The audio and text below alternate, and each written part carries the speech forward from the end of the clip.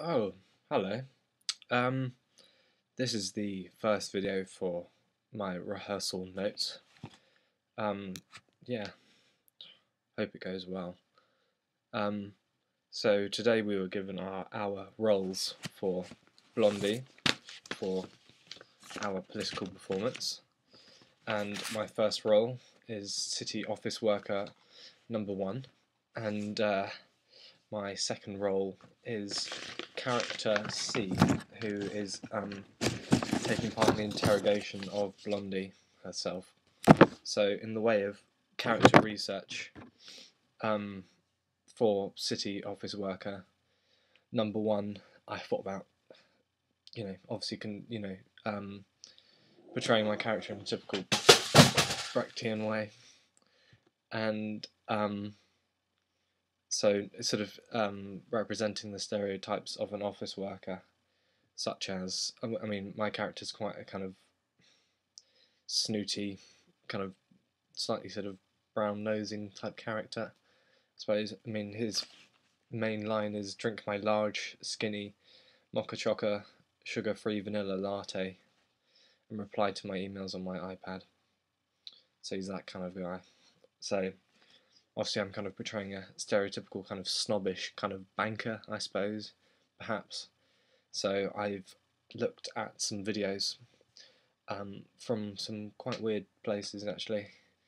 It's quite difficult to find what serious kind of takes on it, but it's arguable whether this is a serious role. But anyway, yeah, I looked at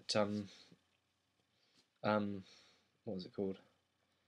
French and Saunders, I think, the one with Dawn French in it, and they have quite a kind of.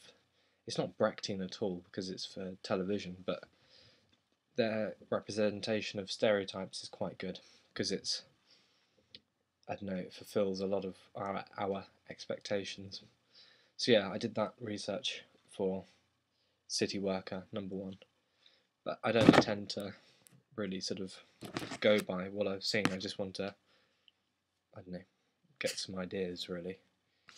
For character C, it's quite easy to see what kind of a character he is because he is pretty helpless throughout the whole thing. He's sort of, completely obsessed with Blondie, and although he asks some pretty hard hitting stuff like "you cut the throats of 32 children," he then goes on to say, "you have very beautiful hands, I'd like to hold them." So he's a bit distracted, obviously. He's kind of a bit of a hapless police officer, I suppose, and that's the stereotype that I'll play.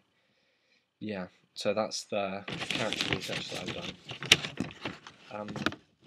The first impressions of staging that we looked at today, obviously it's going to be in a Brechtian style, so it's important that the audience is aware of the character changes, and there's going to be multiple role swaps, yes, for Blondie and all the characters, in fact. So it's important that the audience sees that on stage, and the staging of that will be, there will be no off stage really, and we're performing it in the space, which is a very long and thin space, so there's nowhere to hide really. Yeah, and I suppose my first impression of it was the fact that it is so honest, but in quite a kind of playful way. I mean, we're having the opening as a sort of song and dance, really, which, yeah, it's really following in Brecht's footsteps of